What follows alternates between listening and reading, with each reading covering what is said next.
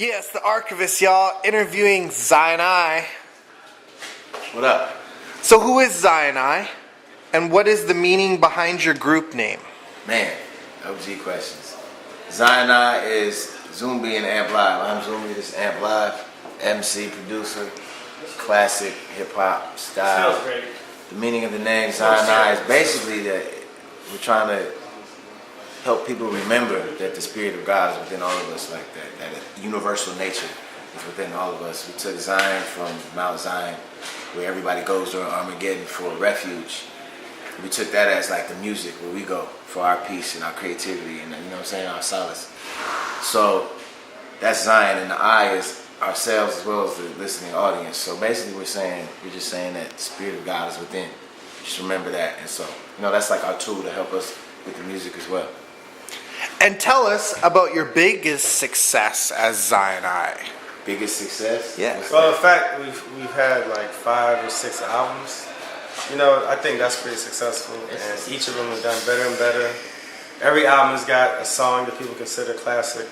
So, I mean, I really like that. You know, I think that's something to talk about. For sure. And we all know Mind Over Matter made West Coast hip-hop headlines for Zion I. Okay. Tell us about the success of how many units were sold to date. Hey, did you say Mind Over Matter? In Yeah. 1998.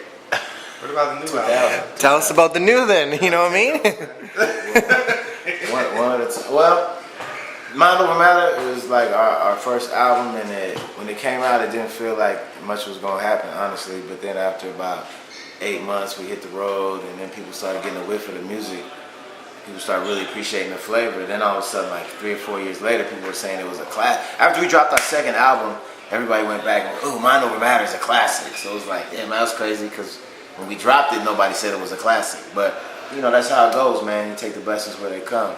I think it sold, back in the day it sold like 30,000, but I don't know how much it sold to this day, because the record label went out of business like 2 years after the album came out.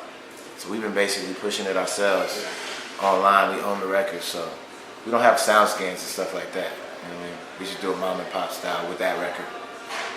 And tell us the connection behind the Heroes in the City of Dope and how much impact it has created for Zion I and Grouch.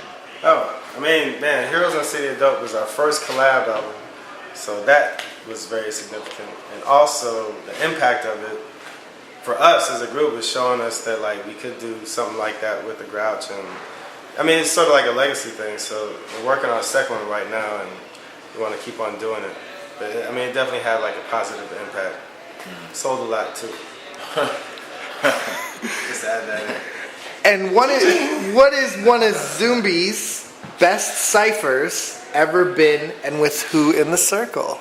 Best ciphers ever? Damn, man. Whoa, I never had that question before. There's so many. Give us a few, you know. Well, the one I remember for real, I mean, you may not know the names in the cipher, but it's the homies, the first group I had. We were in Atlanta, and we were at this little party around the way, downtown, and it was myself, this dude named Soup, this dude named Rick Ray. They were in my group, and then we battled against this cat from the Micronauts, Self. And it was the first time we met him, and we all battled. And like, I think he had a homie with him, but it was just tight because we battled, and it was like all aggressive. And then after we battled, everybody was like, yeah. And after that, we were like homies, because it was like just mutual respect. And I just remember that moment because it was ego at first, but then it was almost like we all were so into our ego, and then we all showed what we had, and then it was just like, oh shit, it's all good. Like, we're all the same. You know what I mean? It was like an enlightening moment in that way. And another time that was dope was we were on CaliCom, and at the end of every show, it was our Zion I, Haiku d'Etat, which is AC Alone, Ab Rude, and Micah 9. Dale was headlining it, and then Opio was out with us from Cairo. And at the end of every show, we'd all get up and just spit.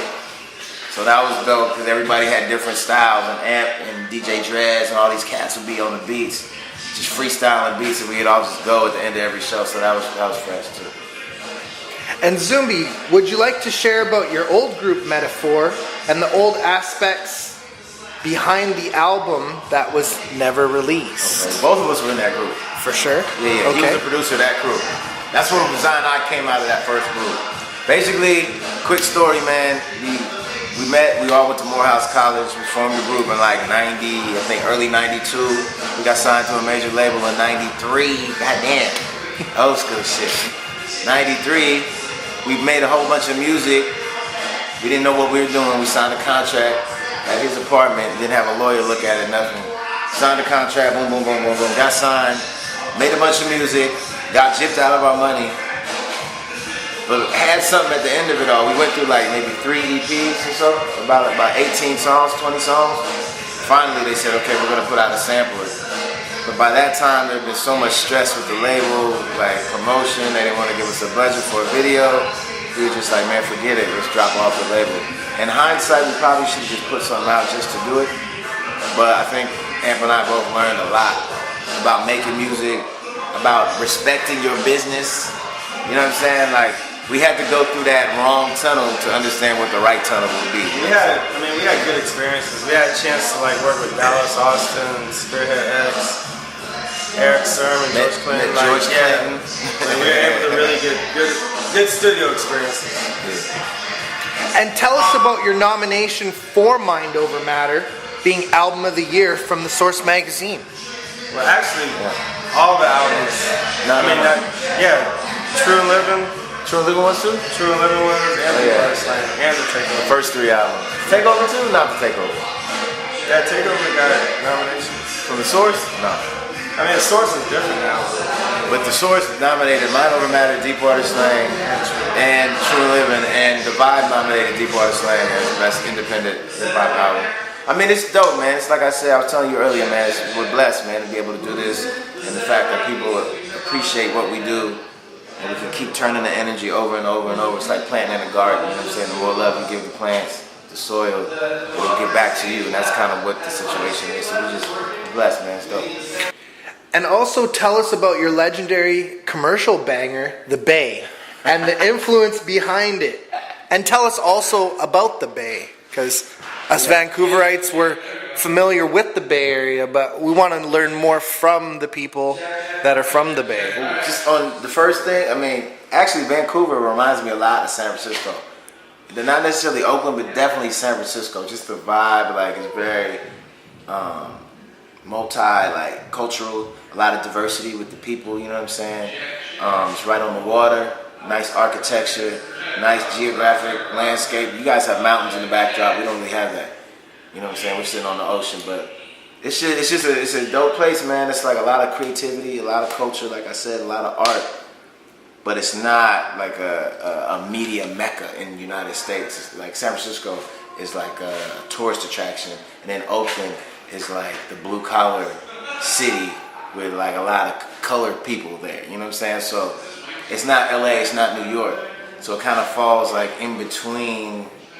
It's not like the biggest city, but it has a lot of heart, man. You know what I mean? So it's a great place to come check out, man. If you're ever on the West Coast, come holler at your peoples, man. What was the other part of the question? And also your legendary commercial banger, The Bay, and what's the influence behind it, obviously? Well, that song was off True and Living, and during that time, we actually had the hyphy movement going on in the Bay, so we sort of dipped into that with that song, because it was like giving a shout out to the Bay, and the Bay was like super popular with that big movement. So we did like a couple of remixes, got some friends of ours on it that were like involved in the hyphy movement, and you know, the song ended up picking up on the radio, the original and the remix, and it was good. And what is your best project to date that you've accomplished as Sinai? Man, that's a good question. I would say, I mean, the new album, The Takeover, is, I mean, I would say that that's definitely been, I mean, a project that a lot of people have liked and has been pretty targeted. Probably had some of our biggest songs on it. So I would say we haven't done the best one yet. That's what I would say. That's a good answer. And any shouts? Man, shout out to my homeboy Deuce Eclipse, Bang Data. Shout out to Courtney Holiday. Shouts out to Jonas Media Group. Shouts out to T-Real. Who else we got, man? In terms of Vancouver, man, shout out to all the crews. Yes. You know, out here. Shout out to Team Canada. It's got some laying it down. Shout out to the Archivest once again. Shout out to Emotions.